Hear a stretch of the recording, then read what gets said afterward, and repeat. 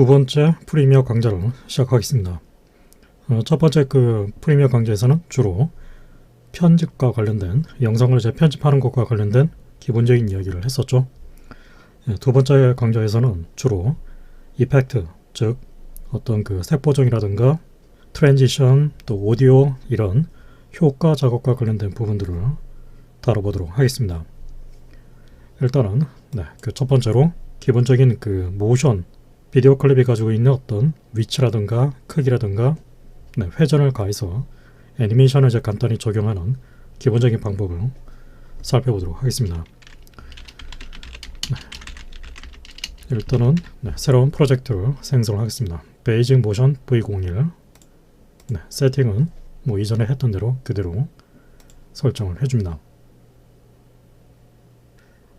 그리고 간단하게 연습할 소스 클립을 가져오도록 하겠습니다.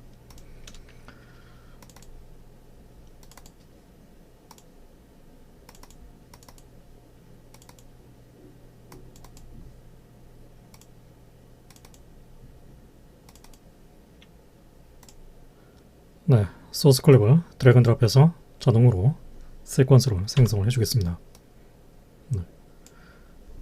보통 이제 이렇게 시퀀스 세팅에 따라서 비디오 편집을 이제 진행하게 되면 기본적으로 이제 지금 작업하고 있는 시퀀스가 가지고 있는 해상도와 실제 편집하고 있는 비디오가 가지고 있는 해상도가 일치가 되어 있는 상태로 만들어지도록 되어 있습니다. 현재 지금 제가 이제 편집한 이 클립이 가지고 있는 프로퍼티를 좀 확인을 해서 보게 되면은 1920-1080 세팅이 되어 있죠. 23.976 fps로 설정이 되어 있고, 이 시퀀스 같은 경우는 바로 시퀀스 세팅을 확인해 보게 되면 역시 똑같은 해상도로 만들어져 있습니다. 그래서 비디오 클립은 편집 해상도에 정확하게 일치가 돼서 이렇게 화면이 1대1로 꽉 채워져 있는 상태로 만들어지게 됩니다.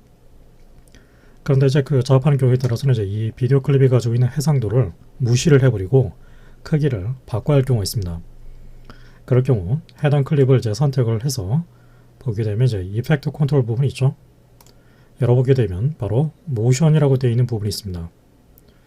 삼각형을 이제 열어보게 되면 바로 위치, 크기, 회전, 바로 이 세 개의 기능을 사용을 해서 위치라든가 크기, 회전을 가해 줄 수가 있습니다.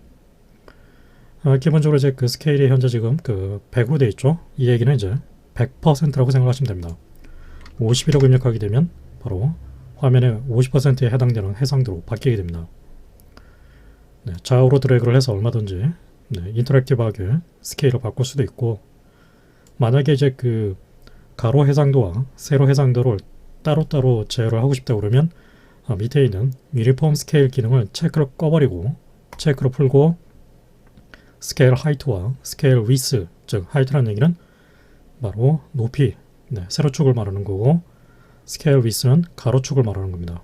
그래서 가로축은 지금 100%로 되어 있고 세로축을 50으로 하게 되면 이렇게 위아래 방향으로 찌그러져 있는 그런 화면이 이런 식으로 만들어지게 되죠. 여기로 만약에 20으로 하게 되면 또 이런 식으로 가로 방향으로 찌그러져 있는 그런 화면이 만들어집니다.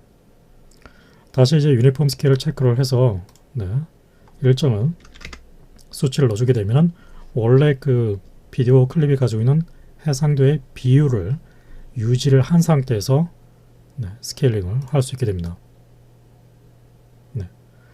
더 이제 늘리게 되면 이제 예를 들어서 이제 200이라고 하게 되면은 1920, 1080의 해상도의 2배에 해당되는 크기로 화면에 꽉 차게 되는 그런 상태가 되겠죠. 당연히 이제 채워지는 비율이 높아지면 높아질수록 보시다시피 해상도가 이제 점점점 흐릿해지고 지금 보게 되면 이런 식으로 바로 픽셀이 이렇게 지그재그로 만들어진 상태가 육안으로 이제 판별이 되죠.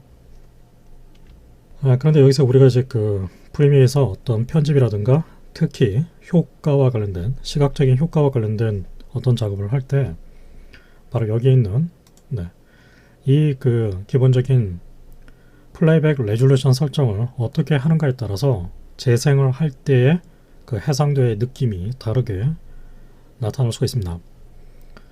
현재 지금 보면은 그 2분의 1로 설정이 되어 있죠. 이 얘기가 이제 무슨 뜻이냐면은 원래 이제 이 클립이 가지고 있는 해상도를 절반 정도로 해상도를 떨어뜨려서 플레이백 하라는 뜻입니다.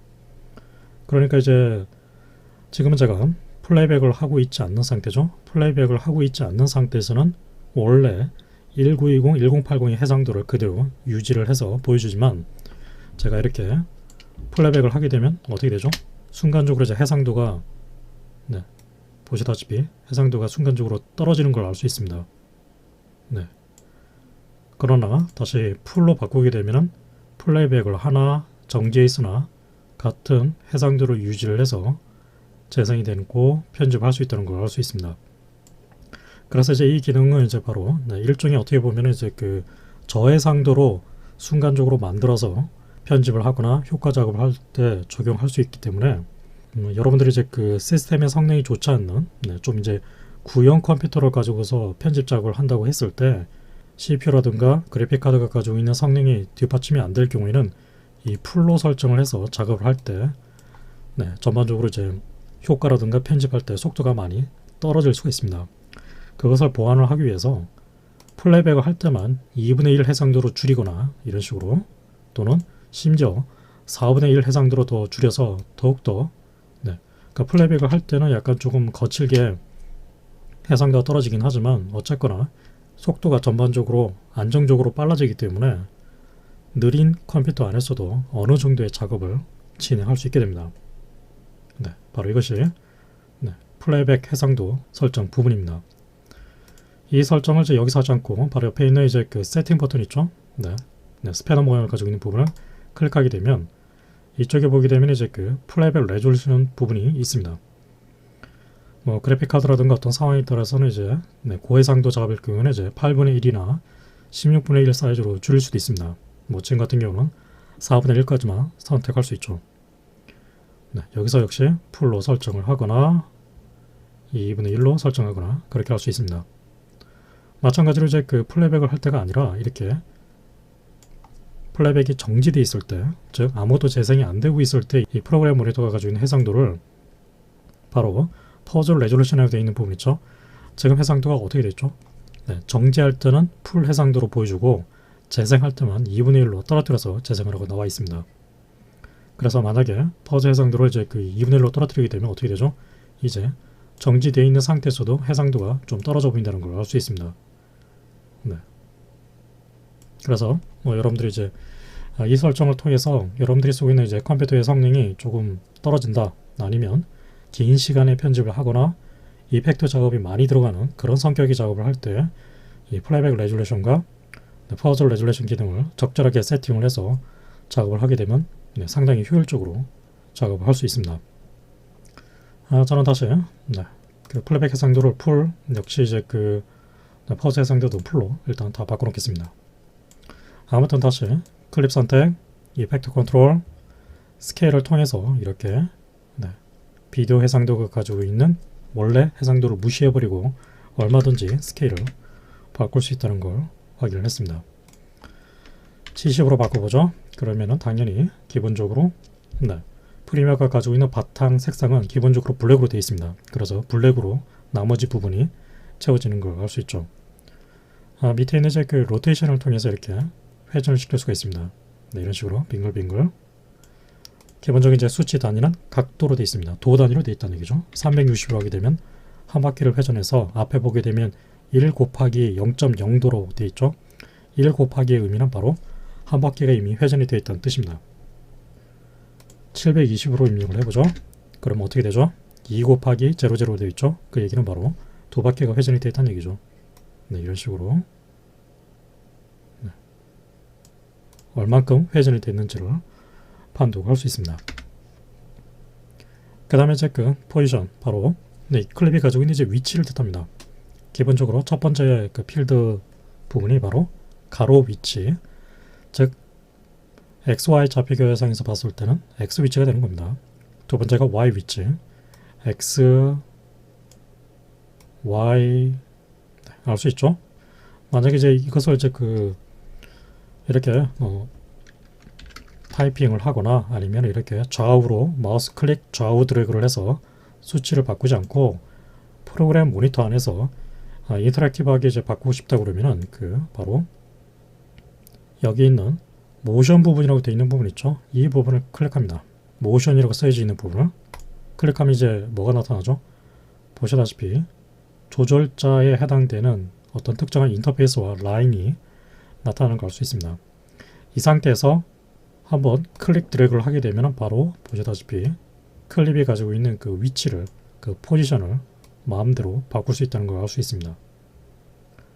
그리고 지금 이렇게 각각의 클립이 가지고 있는 코너점에 포인트가 찍혀 있죠. 이 포인트를 선택해서 드래그를 하게 되면 자동적으로 어떻게 되죠? 비디오 클립이 가지고 있는 스케일이 바뀐다는 걸 알 수 있습니다. 그에 따라서 스케일 값이 바뀌고 있죠. 지금은 이제 유니폼 스케일을 체크를 한 상태이기 때문에 어느 쪽을 선택해서 드래그를 해도 같은 비율로 스케일링이 되는 걸 알 수 있습니다. 체크를 풀어버리고 이런 식으로 스케일링을 할 수도 있겠죠. 대각선 방향으로도 스케일을 할 수도 있겠고요. 이런 식으로 여러분들 이제 필요에 따라서 이런 식으로 작업을 할 수 있습니다. 만약에 이제 여러분들이 이렇게 수치를 이렇게 임의로 이렇게 바꿔놓고 보니까 이제 별로 마음에 안 들어서 원래 최초 상태의 값으로 되돌아갈 경우가 있습니다. 컨트롤 Z를 눌러서 이제 언두로 해서 되돌아갈 수도 있지만은 작업을 이제 많이 하다 보면 더 이상 언두로도 돌아갈 수 없는 경우가 있습니다. 사실 이제 그럴 경우에는 언두를 사용해서 돌아갈 필요가 없습니다. 바로 옆에 보면은 리셋 버튼이 있습니다. 리셋 이펙트라고 나와 있죠. 먼저 이제 맨 모션이라고 되어 있는 부분에 이 리셋 이펙트를 실행하게 되면은 모든 값들이 알아서 전부 다 초기 상태로 되돌아가게 됩니다. 로테이션 부분을 제가 이렇게 했습니다. 여기 있는 리셋을 눌러보죠. 리셋. 그럼 이제 원래 0도로 되돌아가 있죠. 스케일, 위스, 하이트 되어 있는 부분 리셋, 리셋, 위치도 마찬가지죠. 리셋. 이렇게 되면은 원래 최초 상태로 되돌아오게 됐습니다. 그러나 이것을 이제 이런 식으로 위치를 또 바꾸고 회전을 가하고 이런 식으로 했습니다. 한꺼번에 바꾼 것을 원상태로 되돌리기 위해서 바로 모션이라고 써져 있는 글자 옆에 있는 리셋 이펙트를 실행합니다. 그러면은 모두 한꺼번에 원래 상태로 되돌아갈 수가 있습니다. 그 다음에 이제 앵커 포인트라는 중요한 요소가 있는데 바로 이 앵커 포인트가 위치, 스케일, 로테이션을 하는 데 있어서의 중심축을 뜻하게 됩니다. 그 중심축이 지금 값이 어떻게 되어 있죠?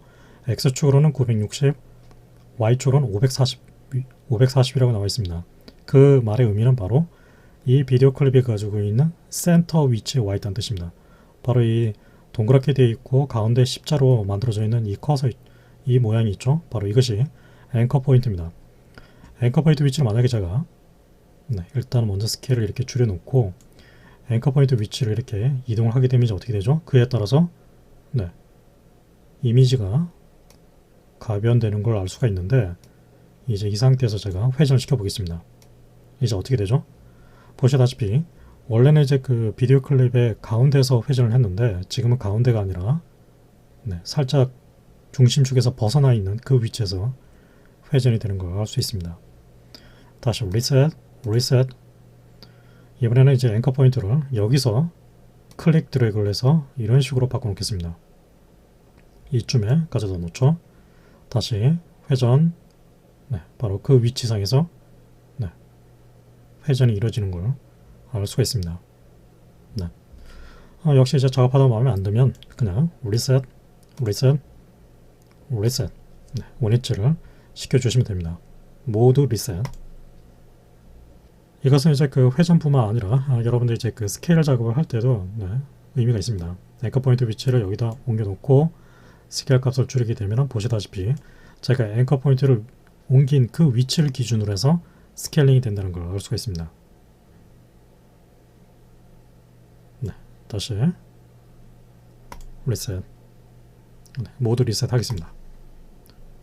지금은 하나의 클립만을 트랙에 얹어놓고 작업을 하고 있는데 이렇게 한번 해보겠습니다.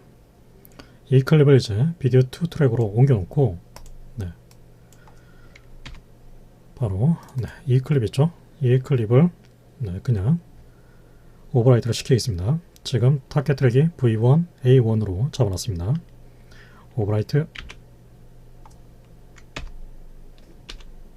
그러면 이제 위에 있는 이제 V2 트랙에 가지고 있는 이 영상은 지금 9초가 넘어가는 그 위치에서 이제 더 이상 존재하지 않기 때문에 밑에 깔려져 있는 이 클립이 나타나는 걸 알 수 있죠. 적당히 제가 트림을 시키겠습니다.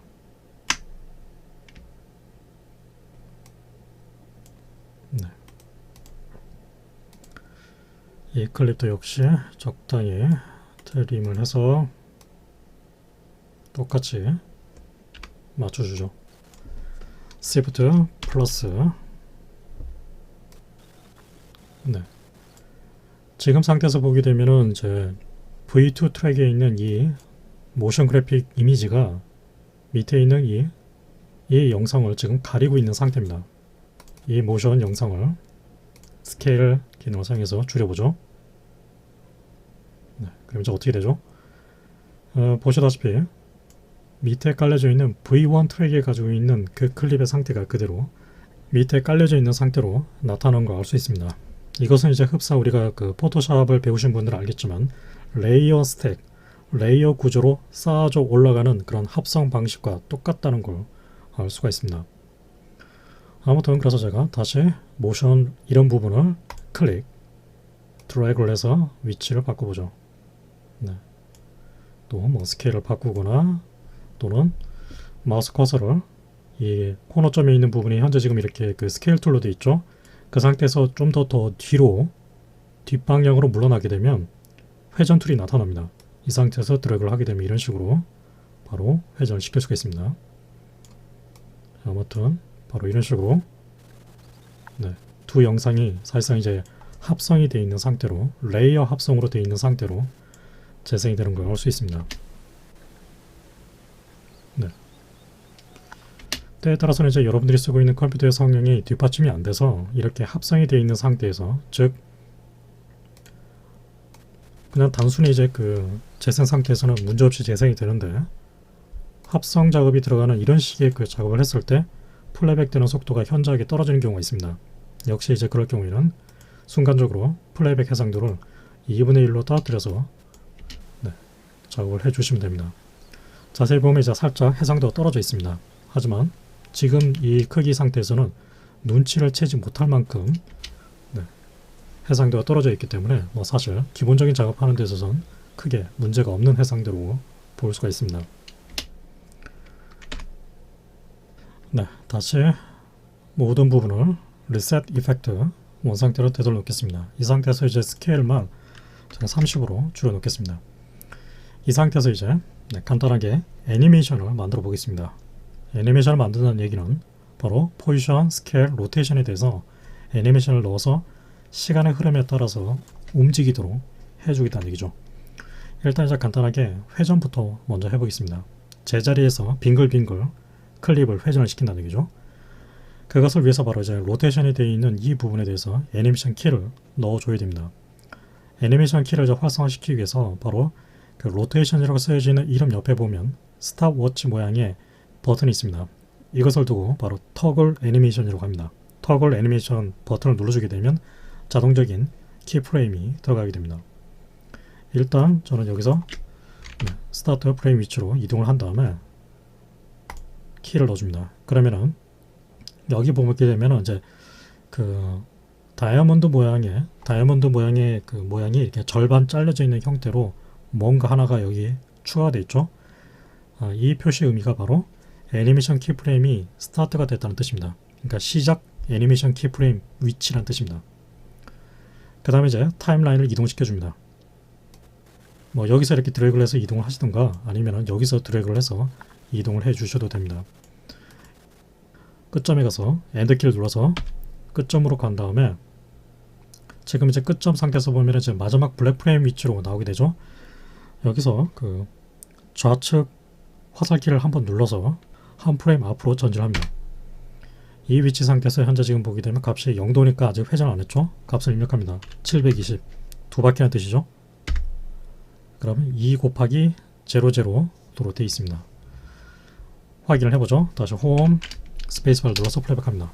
네, 그에 따라서 지금 애니메이션 키가 입력이 돼서 회전이 되는 걸 알 수가 있습니다. 지금 이제 그 애니메이션 키프레임 이제 끝점 위치에 보게 되면 이제 다이아몬드 모양으로 되어 있죠. 바로 이것이 지금 보게 되면 이제 한쪽은 살짝 비어있는 형태로 만들어져 있습니다. 바로 엔드 프레임, 즉 애니메이션 키프레임이 이제 끝난 지점이라는 뜻입니다. 이 표시 의미가. 그러면은 제가 이 상태에서 이제 위치에 대해서 애니메이션 키를 넣겠습니다. 역시 스타트 위치에 터글 애니메이션 넣어준 다음에 이 위치 상태에서 수치를 이렇게 또 이렇게 그 다음에 역시 끝자 프레임 위치에서 가서 이런 식으로 다시 홈키 스페이스바 그러면 이제 회전을 하면서 제가 위치를 이동시킨 그 경로에 따라서 이동이 되는 걸 알 수가 있습니다. 지금 보게 되면 이제 이 포지션 부분에 대해서는 제가 3번의 키를 넣어줬죠. 첫 번째 키, 두 번째 키, 세 번째 키를 이렇게 넣어줬습니다. 만약에 이제 지금 입력이 되어 있는 그 애니메이션 키가 마음에 안 든다 그러면은 삭제를 하기 위해서 이렇게 하나의 키를 선택을 해서 키보드상에서 딜리트 키를 눌러서 해당 키를 삭제를 할 수 있습니다. 보시다시피 바뀌었죠? 하지만 이렇게 하지 않고 다시 컨트롤 Z 언두 삭제하기 이전 상태로 되돌아간 다음에 바로 여기 있는 토글 애니메이션 기능을 지금 이제 켜져 있는 상태죠. 한번 누르게 되면 토글 애니메이션 기능이 꺼지면서 기존에 입력되어 있던 모든 키프레임 데이터를 다 삭제를 해버립니다. 경고 메시지가 나오고 있죠. 이 동작을 취하게 되면은 존재하는 키프레임이 모두 삭제가 될 것이다. 그래도 할 것이냐? 오케이. 삭제됐습니다. 그래서 지금 회전만 되는 상태로 되돌아왔습니다. 역시 로테이션에 대해서도 키프레임 삭제. 오케이. 그럼 이제 다시 리셋 이펙트 원상태로 되돌아왔습니다. 이번엔 연습 삼아서 다른 클립을 가지고 있습니다. 이 클립은 그냥 삭제를 해버리고 바로 이제 이 클립 있죠? 이것은 제가 이제 그 포토샵에서 만든 스틸 이미지입니다. 한 프레임짜리 스틸 이미지인데 이것을 일단 가져오게 되면 자동적으로 5초 정도 되는 그 분량으로 만들어지도록 되어 있습니다. 적당히 늘려서 배치를 시켜 놓겠습니다. 그 다음에 당연히 이제 이 클립을 제가 선택을 한 다음에 이펙트 컨트롤 모션 부분에 가서 스케일을 줄이게 되면 바로 이런 식으로 나타나게 되겠죠. 모션 부분의 이름을 클릭합니다. 클릭. 그러면 이제 조절자가 나타난다고 얘기했습니다. 이 상태에서 이제 그 스타트 프레임 위치에서 위치를 여기서 이렇게 배치를 해놓고 화면이 가지고 있는 사이즈를 25%로 줄이겠습니다. 클립 위치가 여기 와 있죠. 이 상태에서 포지션에 대해서 터글 애니메이션 그 다음에 적당히 이제 타임라인을 이동을 시켜가면서 이런 식으로 또 이동을 시켜서 이런 식으로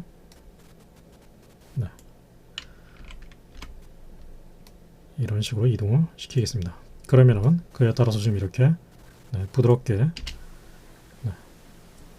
이동이 되는 간단한 애니메이션이 만들어지게 됐죠. 자세히 보면 이제 바로 이 패스가 보이죠? 이 경로가 바로 이제 애니메이션이 그 진행이 되고 있는 그 경로를 뜻하게 됩니다. 그래서 지금 보게 되면 총 4번의 키를 놓죠. 첫 번째, 두 번째, 세 번째, 네 번째. 이렇게 할 수도 있습니다. 지금 두 번째 키가 입력되어 있는 그 위치 있죠? 그 위치로 플레이 헤드를 이동시키려고 그러면 드래그를 해서 이동할 수도 있지만 빠르게 이동하기 위해서 바로 여기에 있는 Go to Next Keyframe 또는 이제 Go to Previous Keyframe 기능을 사용해서 빠르게 이동할 수 있습니다. 그 위치로 정확하게 이동이 되죠.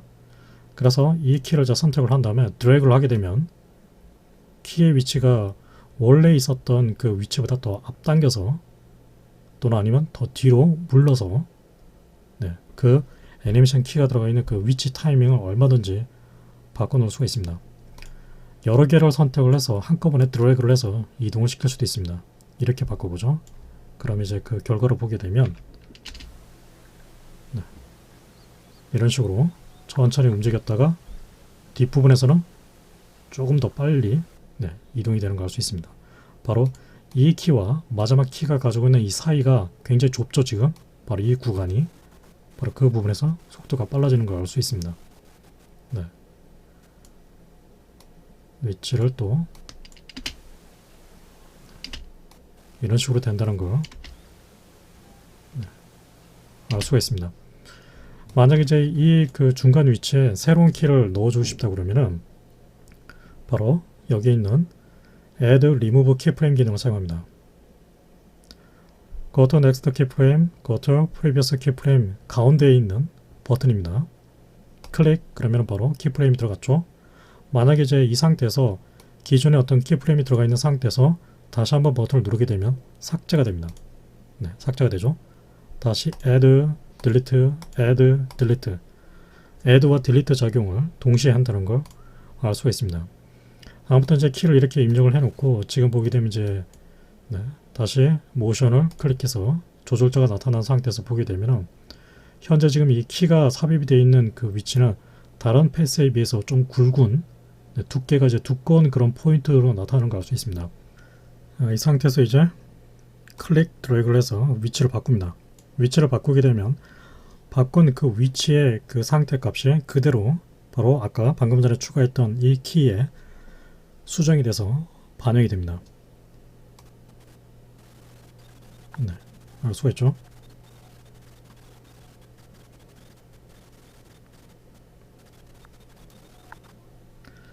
그런데 여기서 이제 그 Add, Remove Keyframe 이 버튼을 사용해서 새로운 키를 추가시키지 않고 바로 여기서 인터랙티브하게 프로그램 모니터 안에서 키를 추가할 수 있습니다. 지금 이제 네, 여기 지금 중간에 추가가 되어 있는 이 세 개의 클립을 선택을 한 다음에 딜리트 키를 눌러서 삭제를 합니다. 그럼 보시다시피 이렇게 네, 기울어져 있는 수직 방향으로 네, 사선 방향으로 이렇게 지나가는 상태가 되죠. 이 상태에서 이제 타임라인 헤드를 이동한 다음에 그냥 여기서 이제 Add, Remove 버튼을 눌러서 여기서 이제 Add 버튼을 눌러서 키프레임을 추가하는 게 아니라 여기서 클릭 드래그를 해서 네, 얼마든지 이런 식으로 네, 인터랙티브하게 키를 넣어줄 수가 있습니다. 제가 이제 이동하고 변경한 상태가 그대로 키프레임으로 들어가 있는 걸 알 수 있습니다. 네, 알 수 있죠?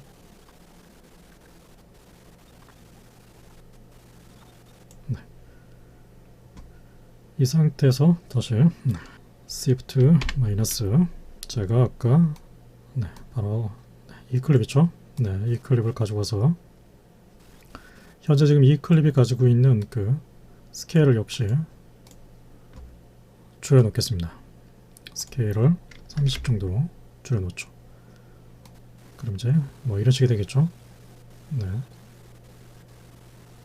두 번째 스타 PNG에 있는 이 키를 선택을 해서 복사를 해보겠습니다.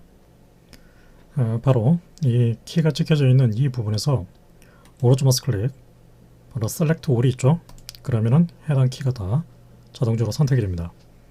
키보드 상에서 컨트롤 C를 하게 되면 복사를 한다고 얘기를 했습니다. 컨트롤 C 복사를 했습니다. 그 다음에 바로 이제 이 클립을 선택해 줍니다. 당연히 이 클립은 지금 네, 애니메이션 키를 넣은 상태가 아니죠. 그리고 네, 바로 이 포지션 부분에서 오른쪽 마우스 클릭 페이스트를 하게 되면 바로 그 키가 그대로 붙여넣기가 된다는 걸 알 수 있습니다. 그래서 이제 똑같은 경로로 지금 나간다는 걸 알 수 있죠. 지금 이 스케일을 좀 더 작게 하겠습니다. 30으로 되어 있는 걸 15로 바꿔보죠. 그러면은 보시다시피 처음에 제가 넣었던 바로 스타 PNG에 넣었던 애니메이션 키 데이터가 그대로 네, 해당 클립에도 그대로 복제가 돼서 따라간다는 걸 알 수가 있습니다.